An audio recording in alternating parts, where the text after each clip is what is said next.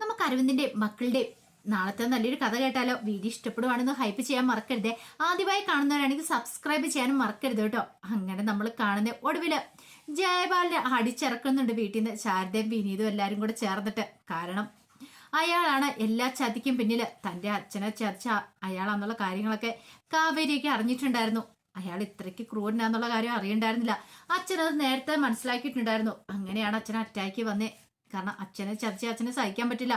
കൂടപ്പറപ്പിനെ പോലെ സ്നേഹിച്ച് കൊണ്ടുവന്നിട്ട് പിന്നീട് നിന്ന് കുത്തുക എന്ന് പറഞ്ഞാൽ അത് ആർക്കും പെട്ടെന്ന് സഹിക്കാൻ പറ്റില്ലല്ലോ.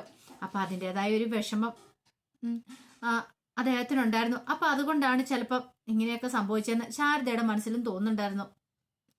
പിന്നീട് അവരേക്ക് അങ്ങോട്ട് പോയി കഴിഞ്ഞപ്പോഴത്തേനും വിനീതിന്റെ കയ്യെ പിടിച്ചിട്ട് ശാരദ പറഞ്ഞു, മോനെ നീ ശരിക്കും പറഞ്ഞാല് ഞങ്ങളെ വലിയൊരു ആപത്തിൽ നിന്ന് രക്ഷിച്ചേ, ഒരു നാണക്കേടിന്ന് രക്ഷിച്ചേ. എനിക്ക് എന്ത് ചെയ്യണമെന്ന് പോലും അറിയണ്ടായിരുന്നില്ല. നീ ഗംഗയെ വിവാഹം കഴിക്കുമെന്ന് പറഞ്ഞു കഴിഞ്ഞപ്പോൾ എനിക്ക് എത്ര സന്തോഷമായെന്നറിയാവോ. എനിക്കിപ്പോഴും പക്ഷെ പേടിയുണ്ട്. ഒരു പക്ഷെ നിന്റെ അമ്മ സുജാത ഇതിന് സമ്മതിക്കുമോന്ന്. സുജാതയ്ക്ക് ഗംഗ ഇഷ്ടമില്ല മോനെ.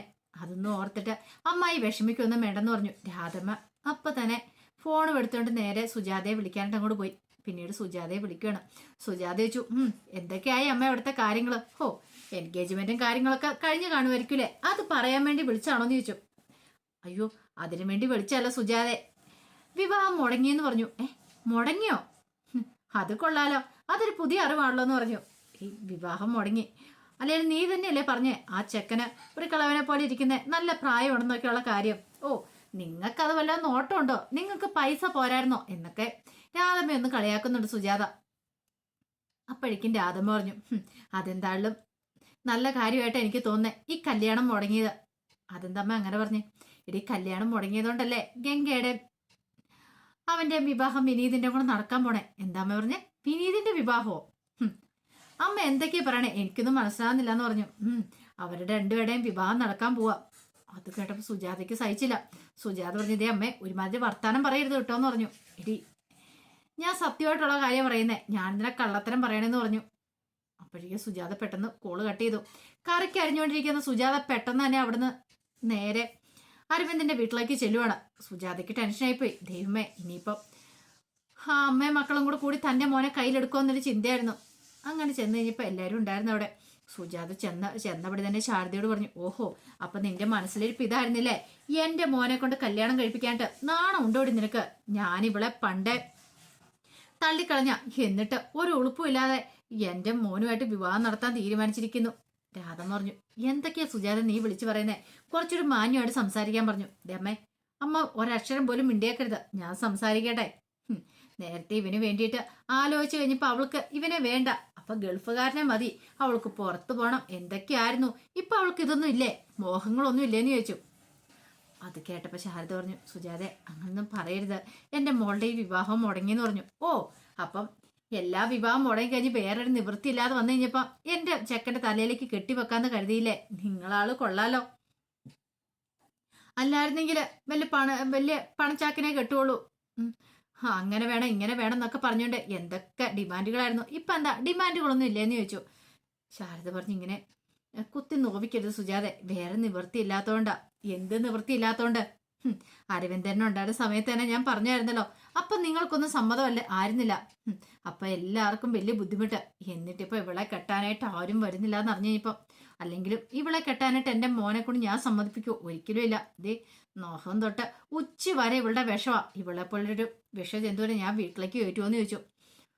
സുജാതയ്ക്ക് ഭയങ്കര വിഷമായി.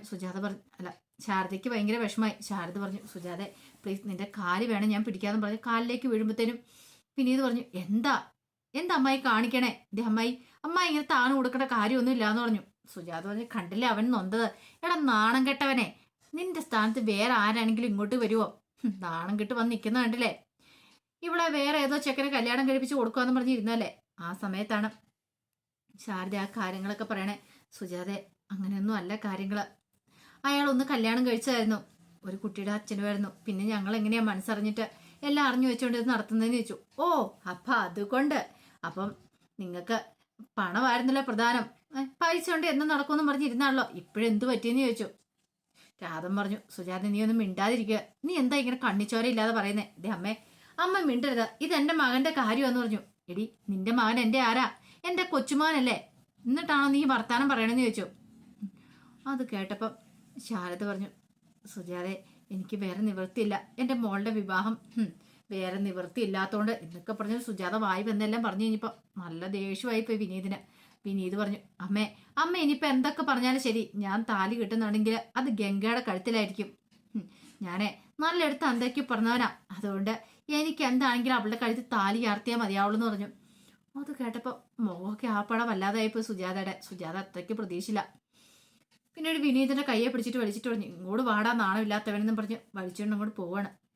അപ്പോഴേക്ക് ശാരദയ്ക്ക് ഭയങ്കര വിഷമമായി. ശാരദ ആദ്യമോട് പറഞ്ഞു, ഇനിയിപ്പോൾ എന്ത് ചെയ്യും അമ്മേ, നീ വിഷമിക്കൊന്നും വേണ്ട ശാരദേ, നീ എന്തിനാ സങ്കടപ്പെടുന്നേ, ധൈര്യമായിട്ടിരിക്കുക.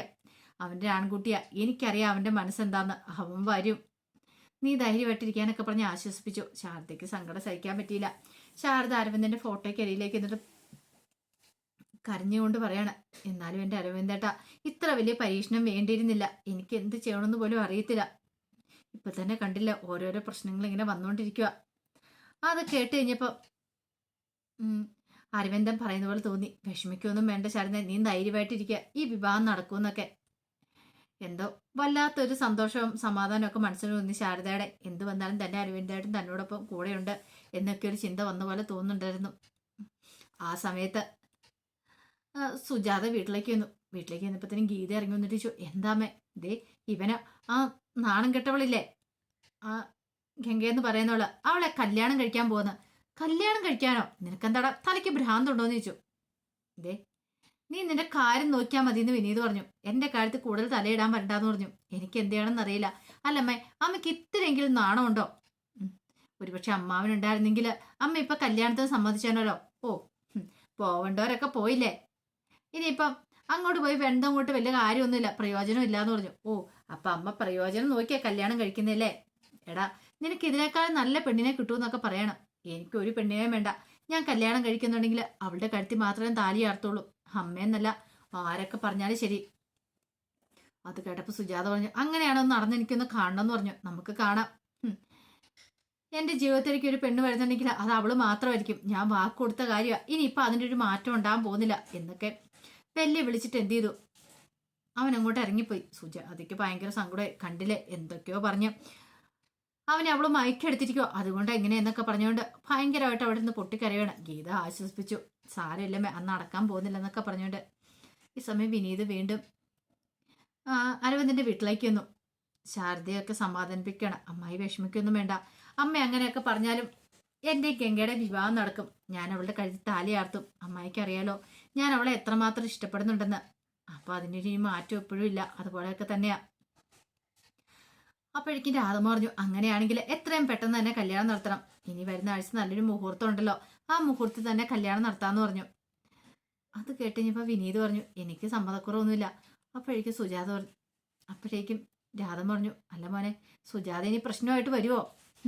അമ്മ പ്രശ്നമായിട്ട് വരാനൊന്നും പോകുന്നില്ല, അമ്മയെ ഞാൻ പറഞ്ഞ കാര്യങ്ങളൊക്കെ മനസ്സിലാക്കിച്ചോളാം. ഇനിയിപ്പോൾ അമ്മ വന്നില്ലേലും ശരി, ഞാൻ അവളുടെ കഴുത്തിൽ താലി ആർത്തു എന്ന് പറഞ്ഞു. ഇതൊക്കെ കേട്ടോണ്ട് ഗംഗ അകത്തിരിക്കുന്നുണ്ടായിരുന്നു. ഗംഗയ്ക്ക് വല്ലാത്തൊരു ബുദ്ധിമുട്ടുണ്ടായിരുന്നു. പക്ഷെ എന്ത് ചെയ്യാൻ പറ്റും, താനാണ് ഈ പ്രശ്നം തരാൻ കാരണം എന്നൊരു ചിന്ത മനസ്സിലുണ്ട്.